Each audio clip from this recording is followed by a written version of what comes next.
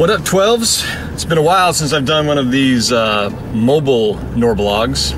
Thought I'd do it for old time's sake. I want to talk about the Panthers win that we just had over the weekend, and of course the Raiders game coming up. A lot of people have been kind of down on this win, saying that, you know, we didn't play well, we should have blown them out, we still look like we're making the same old mistakes, we just got lucky, and people not happy about how we played and the outcome of that. I say that anytime you get a win in the NFL, especially on the road, you got to be happy about it, no matter what. Yeah, we could have played better. That's obvious. I think this whole year we haven't really been, well, with the exception of maybe the Green Bay Packer game and most of the Denver game, we really haven't played Seahawk caliber football that we're used to from last year. And I've said it all along that Seattle's their own worst enemy when it comes to penalties, the mistakes, not executing. And what I mean by that, you know, it's everything that is self-inflicted. There are times when the opponent does something where they really do stop the play. They do something that is obviously, they make a better play than we do. But a lot of times it's just Seattle not doing the things that they should be doing, catching the ball, making your blocks. Other times when guys fight through, they win their one-on-one, but a lot of times I'm just seeing guys whiff. You know, just somebody just doesn't realize he's supposed to pick them up, and they come, you know, a lineman comes in untouched, or a receiver on the outside, he dives at the defensive back's legs and misses, and that guy goes and makes a tackle on a screen pass. Those are the things where it's just the Seahawks getting in their own way. And we saw a ton of that at the Panther game. I mean, that game, while we only won by less than a touchdown, we should have won that game by 2-3 scores. We came up with new mistakes we hadn't even made, like you know, fumbling from the center exchange, turning it over, fumbling on a handoff, a throw to Marshawn Lynch in the end zone, which, you know, 9 times out of 10 we would normally get that, but for whatever reason it just didn't happen. For the same reason that it's frustrating to see that they're still making those mistakes, it gives me hope and promise that this is a good sign of what direction our team is going, because these are correctable things. You know, you can fix the penalty thing, you can fix the center exchange, the handoffs. Those are things which you just don't normally do, and at practice they probably don't do that, and they just have to kind of work on it a little bit. But the good thing is they can be overcome. And what we don't have is that feeling like we have a lack of talent, like it's a hopeless sense that, I mean, look at the Jets, for example, or the Raiders.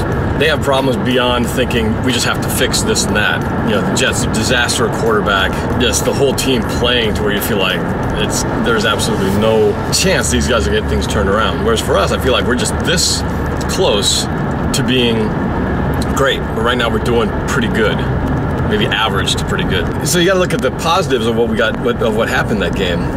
We started seeing things that defense hadn't done, which was get to the quarterback. We got to Cam Newton, what, three times or something like that? So we got sacks, we got pressures. Cliff Averill didn't get a sack, but he was in Cam Newton's face for a good portion of that game, especially at the end. Back-to-back sacks by Bruce Irvin, especially that second one was amazing, where he hurtled over the running back, I believe, and got that second sack. I mean, he was, you could watch him. He was like in his stance, kind of like bobbing up and down. It was almost like watching a bull getting ready to take off. I love that. I mean, just could feel his intensity that he wanted to just explode off that line. And so we were seeing that. We saw the defense not allow a touchdown. You know, we've been struggling with not stopping teams in the red zone. We had Cam Newton and Carolina offense at our, what, 1 yard line, 2 yard line? I mean, they should have scored by, you know, for all intents and purposes. I mean, they were right there, and yet somehow we found a way to make the stop, and they hadn't been able to, Seattle hadn't been able to do that over the last couple of games, stopping a team in the red zone. They just kind of sort of bend and break, versus in this game, they bent but didn't break. Kept them, and that was the difference, keeping those to field goals instead of touchdowns. And getting turnovers. We got an interception, which we hadn't had in a while. So these are all good signs of things moving in the right direction.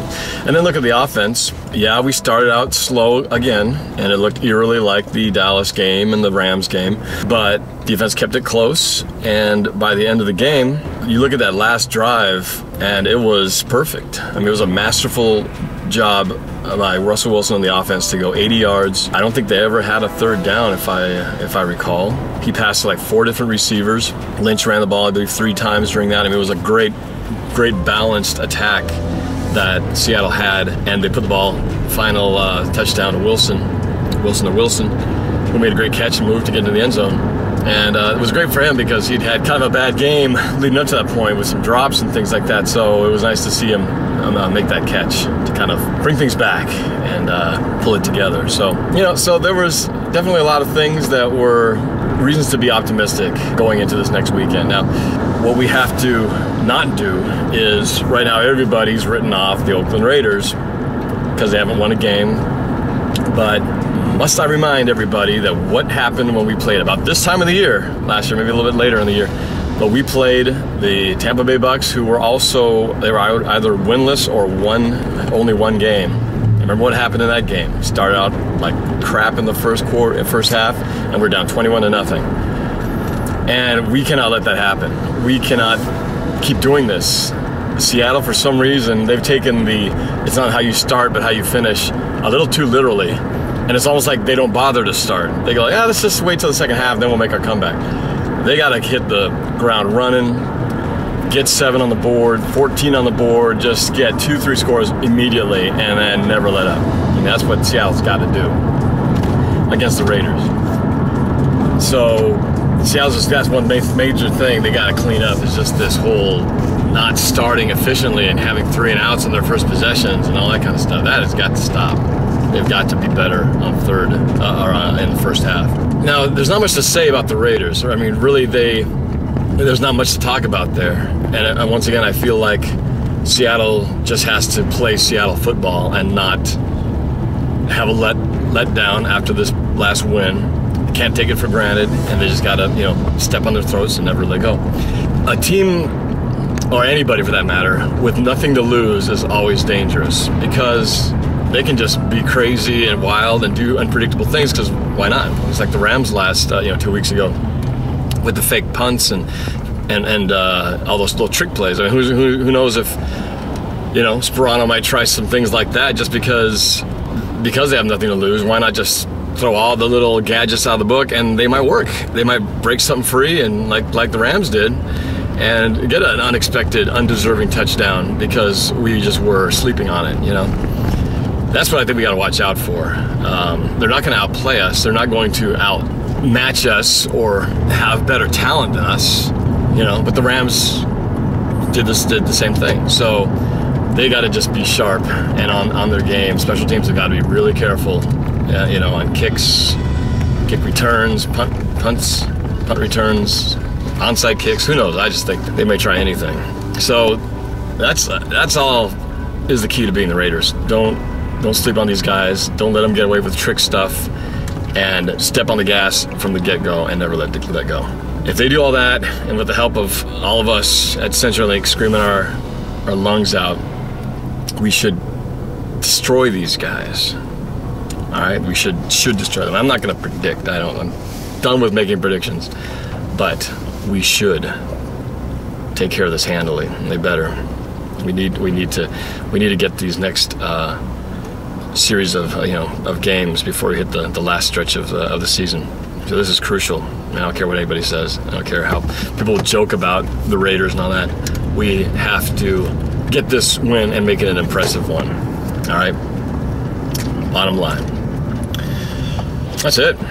That's all it comes down to. Obviously, the trade deadline yesterday came and went.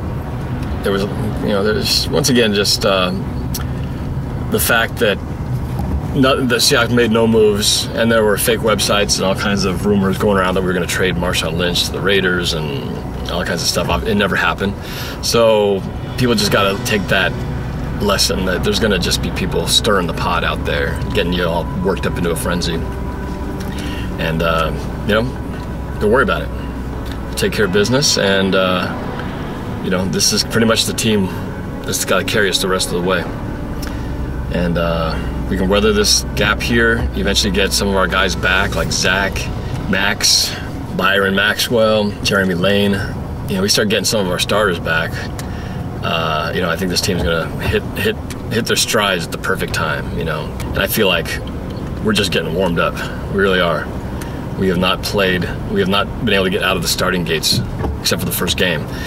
And so we've been sort of running through the mud through all this time. So now it's time for us to get in gear and start really hitting on all cylinders.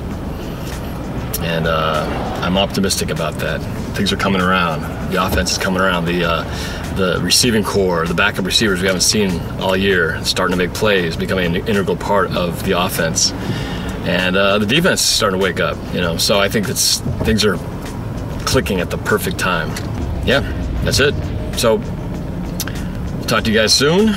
And yeah, it's gonna be a blast on Sunday. All right, take care, y'all. Talk to you soon. Don't forget to like the video, subscribe, all that stuff, and go Hawks. Thank you for watching Norb-Cam. Please subscribe to my channel by clicking the button at the top. To watch my journey to St. Louis for the Seahawks-Rams game, click the video on the left. To watch the Seahawks win over the Panthers, click the video in the middle. To watch Rivals Episode 2, where I battle this 80s Broncos fan named Mike, click the video on the right. Thanks for watching.